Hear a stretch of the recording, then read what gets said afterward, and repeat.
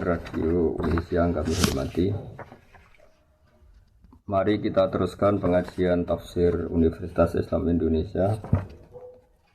Untuk hari ini dimulai dari ayat 6. Di dalam Al-Quran dijelaskan bahwa orang-orang kafir adalah selalu ingkar, baik mereka engkau peringatkan atau tidak, sama saja mereka tidak akan beriman.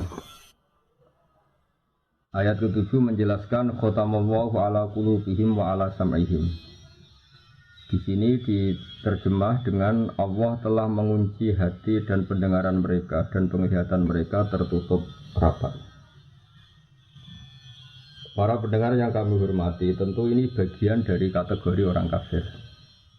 Ada orang kafir tertentu yang karena angkuhnya, karena cueknya terhadap kebenaran, sehingga dihukum Allah dengan dikunci hati dan pendengaran mereka.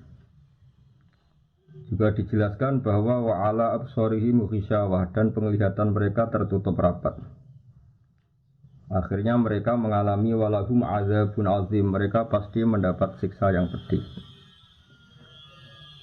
Tentu dalam keyakinan para ulama sebagaimana yang termaktub atau mansus atau eksplisit dalam teks Al-Quran adalah ini jenis-jenis orang kafir yang ketika mati dalam keadaan kafir. Dalam sebagian ayat disebut wama tuwahum kufar, mereka kafir dan mati dalam keadaan kafir.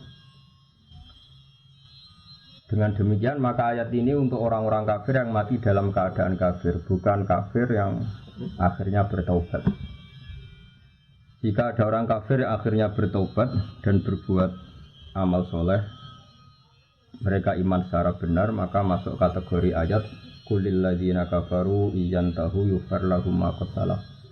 Katakan Muhammad pada mereka yang kafir, jika mau berhenti dari kekafirannya, maka akan diampuni apa-apa yang sudah lewat atau dosa-dosa yang pernah mereka lakukan.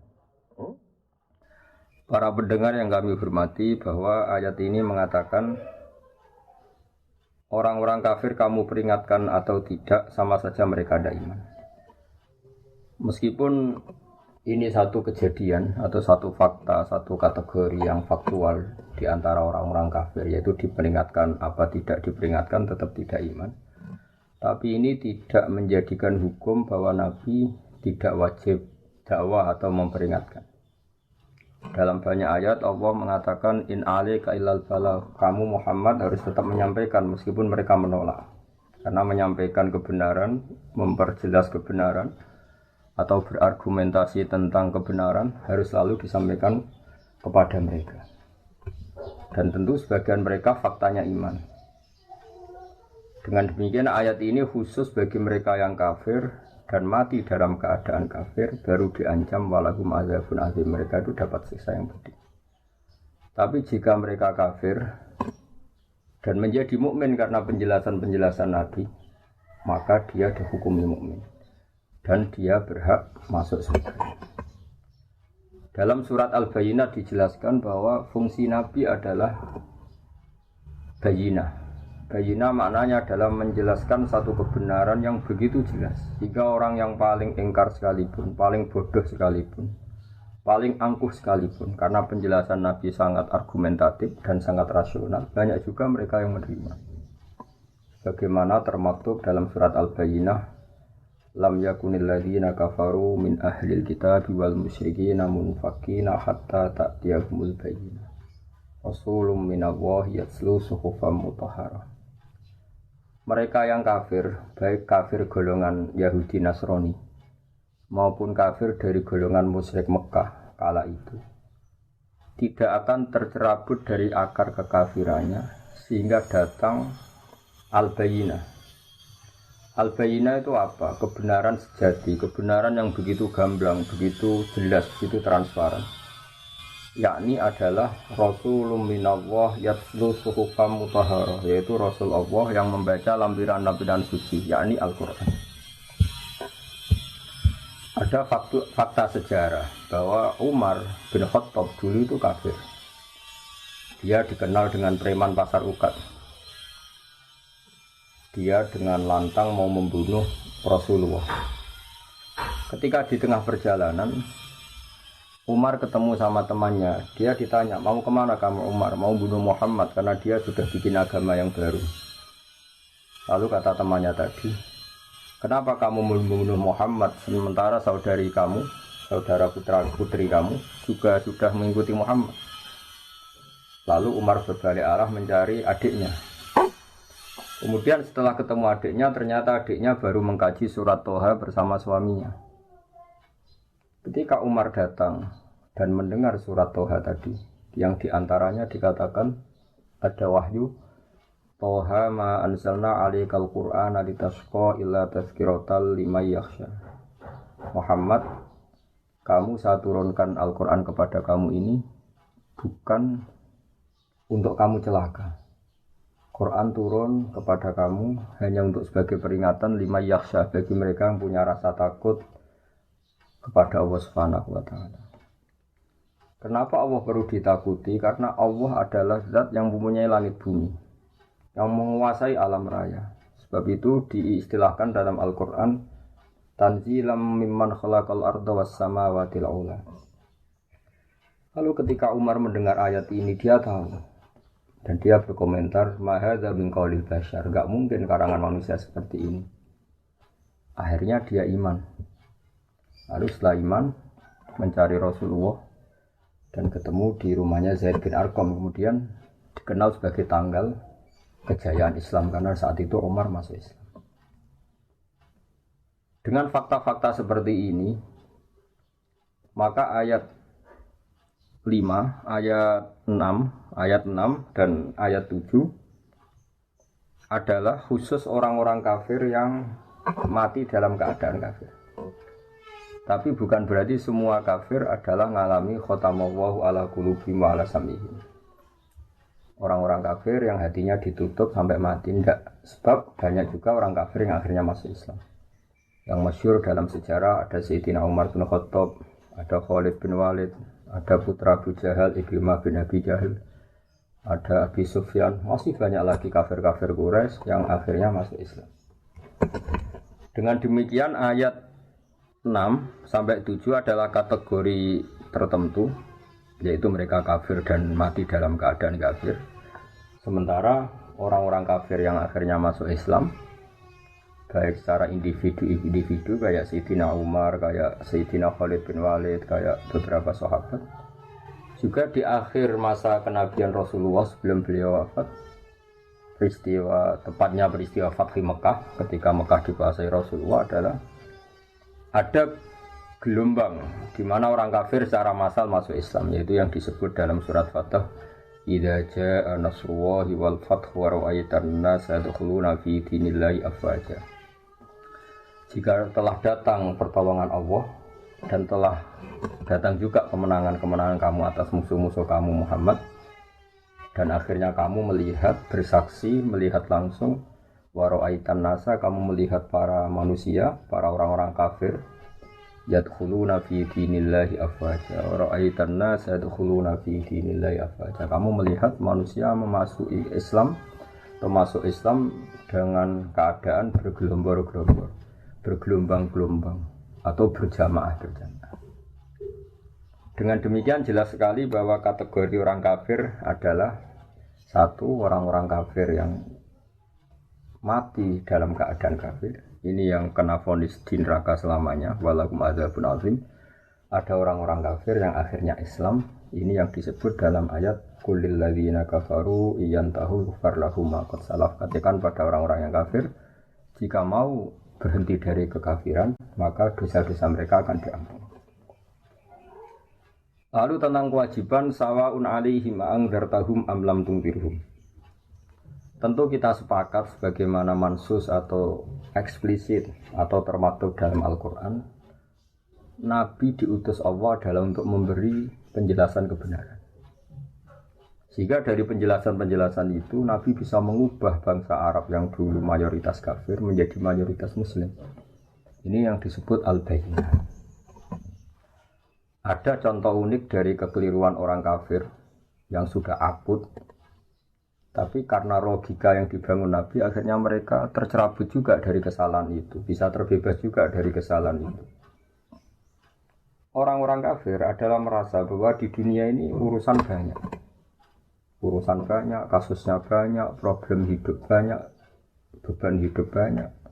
Sehingga mereka berpikir kalau kita punya Tuhan satu maka tidak cukup untuk menyelesaikan masalah-masalah kita. Lam yasa'na ilahun wahid. Tentu kita tidak cukup oleh Tuhan satu karena urusan kita banyak, problem kita banyak.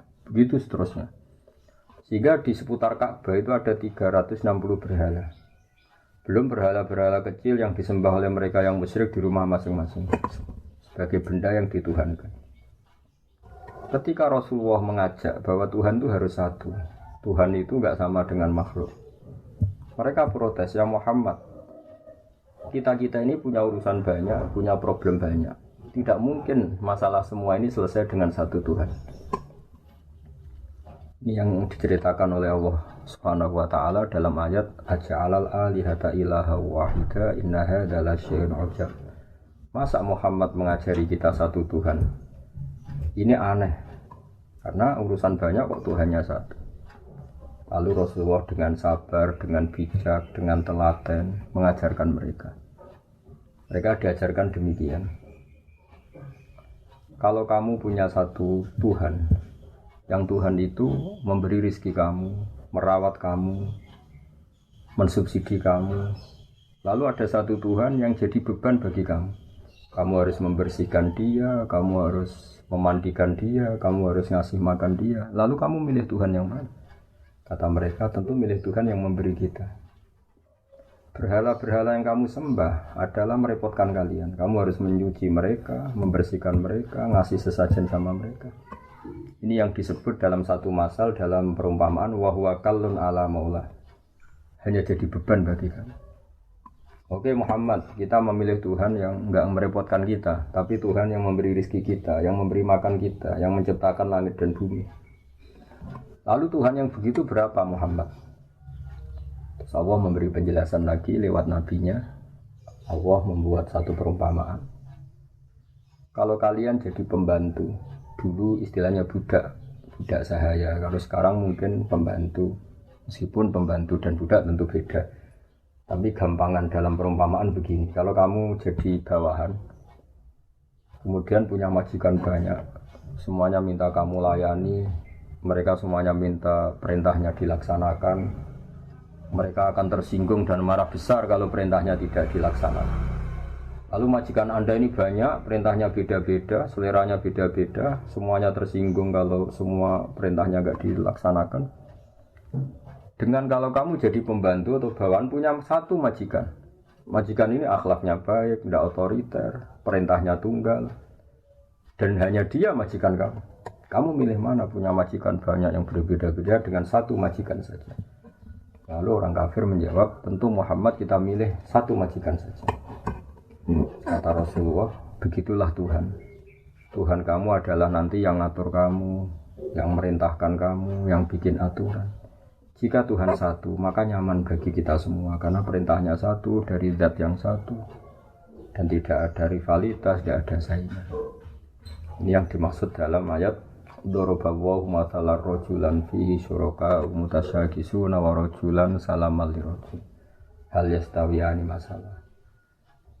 Coba Anda logika, Anda angan-angan, Anda pikirkan bagaimana kalau ada seorang lelaki yang jadi bawahan, kemudian dia punya majikan banyak yang seleranya beda-beda, yang perintahnya beda-beda, semuanya minta dilayani, semuanya memerintahkan untuk ditaati. Tentu ini akan membingungkan sang bawahan karena perintahnya beda-beda. Lalu dibanding dengan satu pembantu atau bawahan yang punya satu majikan, lalu Anda milih mana? Mereka sepakat milih satu majikan. Akhirnya mereka sadar bahwa punya Tuhan banyak itu menjadi repot, menjadi problem, menjadi masalah.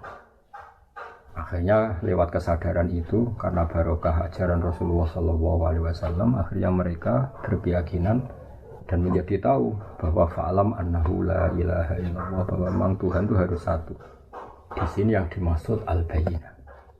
Maka pemirsa yang kami hormati, pendengar yang kami cintai, kita jangan bosan-bosan membuat argumentasi ilmiah yang memastikan bahwa Tuhan itu satu. Dan Tuhan adalah ala kulli syai'in qadir. Ini yang dimaksud dengan al-bayyinah. satu kejelasan, satu kebenaran yang begitu gamblang, begitu jelas, sampai semua orang itu menjadi tahu.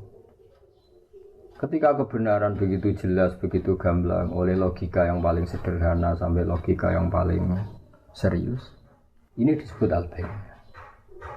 Sebab itu Allah mengajari semua nabi adalah dengan hujjah, argumentasi ilmiah. Maka dalam banyak ayat disebut wa tilka hujjatuna atainaha Ibrahim ala qaum. Ada keyakinan orang kafir saat Nabi Ibrahim bahwa berhala itu memberi manfaat. Mereka menyembahnya, mereka memberi sesajen, mereka memuja-muja. Suatu saat di hari besar mereka, semuanya paginya mau datang ke berhala itu di satu area khusus. Lalu malamnya sebelum ada acara, Nabi Ibrahim memangkas semua berhala-berhala kecil dan kapaknya dikalungkan sama berhala paling besar. Lalu paginya geger mereka akhirnya lewat identifikasi sosial akhirnya tahu bahwa pasti pelakunya Ibrahim, karena selama ini yang menentang kita nyembah berhala itu Ibrahim. Ditanyalah Ibrahim, kamu yang memotongi berhala-berhala kecil ini? Kata Ibrahim, tidak, tentu yang motongi yang bawa kapak. Kata mereka, ini hanya berhala, gak mungkin bisa motongi, bisa merusak berhala-berhala kecil. Nah, di sini logika mereka kelihatan keliru. Kalau kamu yakin gak bisa motongi berhala-berhala kecil, kenapa kamu yakin dia Tuhan? Tuhan itu harusnya bisa melakukan sesuatu, bisa berikhtiar, bisa membuat langit bumi, macam-macam. Ini hanya berhala. Akhirnya mereka sadar bahwa mereka salah. Ini yang disebut hujjah. Sebab itu para pendengar yang kami hormati, kita jangan bosan punya logika-logika atau argumentasi ilmiah yang menjadikan umat manusia selalu dalam keadaan tauhid. Ini penting karena iman hanya murni keturunan misalnya atau kultural setempat, ini masih rawan untuk diombang-ambing oleh fitnah atau oleh cobaan-cobaan non-muslim. Tapi kalau iman dengan argumentasi ilmiah yang kuat, insya Allah kalaupun kita hidup di Eropa, di Amerika, di negara mana saja, kalau tauhidnya kuat dengan argumentasi yang al-bayyinah, maka iman ini insya Allah terjaga. Sebab itu para nabi sering mengatakan kul inni ala bayyinatin mir rabbi. Kita ini begitu jelas mendapatkan kebenaran dari Tuhan. Ada kisah unik zaman kafir Quraisy. Ada seseorang yang malam-malam memuja-muja berhalanya. Kemudian pas dia memuja-muja berhalanya, kebetulan saat itu ada seekor luwak mengencingi kepala berhala itu. Maka dia kaget, terus si penyembah tadi bilang, "Ailahun yabulu alaihi sa'laban." Masa ini Tuhan kok dikencingi luwak? Terus dia sadar dan iman. Sehingga hemat kami para pendengar bahwa latihlah terus logika beriman, logika bahwa Allah satu, Tuhan satu. Sebab ini satu logika yang paling final, logika yang paling final dan paling mudah diterima oleh akal sehat. Akal kita, rasa kita, fitrah kita, kalau dikatakan Tuhan satu dan Tuhan menguasai alam raya dan Tuhan tidak punya rival, tentu lebih mudah menerima. Sehingga disebut agama ini fitratallahi allati fataran nasa 'alaiha. Selain logika ini tentu akan mengundang pertanyaan-pertanyaan terus yang lebih ekstrim. Misalnya logika Tuhan tiga, pasti pertanyaannya lalu tiga ini yang paling hebat siapa? Yang paling pertama siapa? Ini pertanyaan-pertanyaan yang nggak mungkin terjawab. Sehingga paling mudah di logika adalah Tuhan itu satu dan Tuhan tidak ada jenis yang sama, tidak ada yang sama, yang sejenis. Di sini terus kemudian orang-orang kafir tanya lagi, ya Muhammad, Tuhan kamu yang menarik itu, yang hebat itu, lalu sifatnya kayak apa? Turunlah surat Qul huwallahu ahad, Allahus samad, lam yalid wa lam yulad wa lam yakul lahu kufuwan ahad. Tuhan kami ini juga Tuhan kalian, Tuhan sealam raya dan Tuhan yang sejati adalah Tuhan yang satu. Allahus samad dan Tuhan yang menjadi tujuan untuk kita lapuri masalah-masalah kita. Tuhan yang kita berdoa kepadanya setiap kita punya masalah. Lalu ciri Tuhan lagi adalah lam yalid wa lam yulad. Dia tidak melahirkan juga tidak dilahirkan. Ini penting karena Tuhan adalah zat yang enggak mungkin ada kembarannya. Sehingga kalau punya anak nanti tentu anak itu sejenis dengan bapak. Padahal ini tidak mungkin dalam Tuhan. Karena Tuhan adalah laisa kamitslihi syai'un, pasti tidak ada kembarannya. Karena Tuhan adalah zat yang azali, yang pertama, dan tentu punya sifat-sifat yang sama sekali berbeda dengan makhluk. Yang oleh istilah para ulama disebut mukhalafatul hawadisi, pasti beda dengan makhluk. Kalau bahasa Quran menyebut laisa kamitslihi syai'un, pasti tidak ada badannya. Kemudian ayat ini ditutup walam yakul lahu kufuwan ahad, dan tak ada seorang pun yang akan menyamai Tuhan sampai kapanpun. Terus di sini banyak sekali individu kafir Quraisy yang masuk Islam. Klimaknya adalah ketika Fathu Mekah mereka masuk Islam secara bergelombang-gelombang. Sebab itu sekarang kita saksikan Mekah, Madinah dan semua Timur Tengah mayoritas Muslim. Ini barokahnya penjelasan atau al-bayinah atau argumentasi ilmiah yang terus diterangkan, dibawa-bawa, disosialisasikan oleh Rasulullah SAW. Sebab itu saya ulang lagi ayat 6 innal ladzina kafaru sawa'un 'alaihim a'andzartahum am lam tunzirhum la yu'minun. Di sini diterjemah adapun mereka yang ingkar baik mereka itu engkau peringatkan atau tidak sama saja mereka tidak akan beriman. Ini adalah jenis-jenis atau kategori orang kafir yang mereka kafir terus sampai mati. Misalnya Abu Jahal, Abu Lahab. Tapi tentu ini satu jenis. Yang nanti ada jenis lain dari orang-orang kafir itu yang masuk ayat. Misalnya idza jaa nasrullahi wal fathu wa ra'aitan nasa yadkhuluna fi dinillahi afwaja. Jadi ada orang-orang kafir yang akhirnya masuk Islam dan mati dalam keadaan Islam, dan itu banyak sekali sebagaimana kita tahu dalam sejarah. Ada Umar, ada Khalid bin Walid, ada Abi Sufyan dan sebagainya. Sebab itu dalam disiplin ilmu tafsir dijelaskan seorang mufassir atau seorang mutarjim menerjemah harus hafal Quran dan harus menguasai makna-makna Quran. Sebab 1-2 ayat kadang-kadang di situ Allah hanya menjelaskan satu kategori saja. Ada kategori-kategori lain yang dijelaskan di ayat lain. Misalnya ada ayat yang menjelaskan umat Islam itu wajib melakukan ini. Misalnya disebut 4. Di ayat lain disebutkan sampai 8. Di ayat lain lagi misalnya disebutkan sampai 6. Lalu kita menghitung semua itu termasuk kewajiban. Dan itu normal dalam ulumul Quran. Sebab itu misalnya di sini diterangkan hanya ada orang kafir. Misalnya yang akhirnya berjenis sawa'un 'alaihim andzartahum am lam tunzirhum. Orang-orang kafir yang kamu peringatkan apa enggak tetap enggak mukmin, artinya tetap kafir. Tapi ada orang-orang kafir yang akhirnya munfakin, tercerabut dari akar kekafirannya karena datang sebuah bayinah. Ini yang disebut lam yakunil ladzina kafaru min ahlil kitab wal musyrikin munfakina hatta ta'tiyahumul bayinah. Ini penting saya sampaikan biar kita punya tradisi kalau sebagai mufassir atau pengambil makna dari Quran, kita harus komprehensif ayat-ayat yang terkait kita kaji, tematik-tematik yang terkait kita kaji, asbabun nuzul kita kaji, kesimpulan-kesimpulan linguistik juga kita kaji, fakta-fakta sosial juga kita kaji. Dengan demikian terus kita menyimpulkan ada sekian kategori yang baru boleh kita yakini sebagai hasil penelitian atau hasil penafsiran. Contoh gampang misalnya begini. Di ayat-ayat umum tentu orang baik itu wa yuqimunas shalat, yaitu yang mendirikan sholat. Orang-orang baik adalah orang-orang yang iman bil ghaibi, melakukan sholat, mau melakukan zakat. Kemudian di sini misalnya secara eksplisit enggak disebut haji. Tapi nanti di ayat lain jelas di antara rukun Islam misalnya kita kena khitab, kena aturan wa atimul hajjal umrata lillah.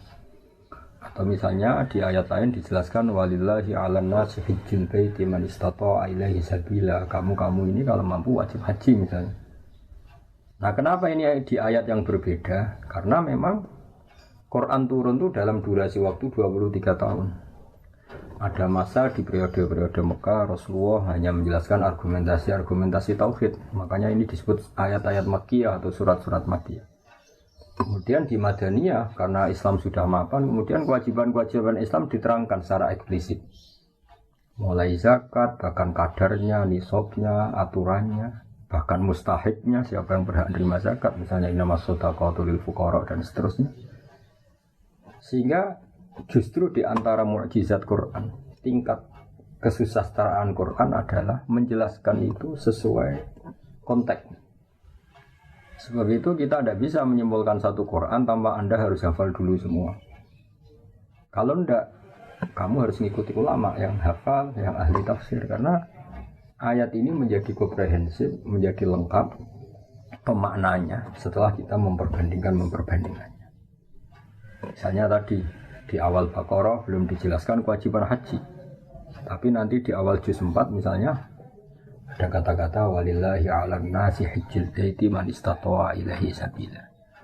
Di ayat lain sampai dijelaskan cara berhaji. Misalnya kamu harus begini, kalau haji itu ada kemungkinan ifrad, tamattu, qiran. Kalau tamattu aturannya faman tamatta'a bil umrati ilal haji famastaysara minal hadi dan sebagainya dan sebagainya. Dengan warning dari saya demikian, saya mohon sekali bahwa ulumul Quran adalah ilmu yang sangat sensitif, yang sangat peka, karena Quran adalah kitab suci, panutan umat Islam.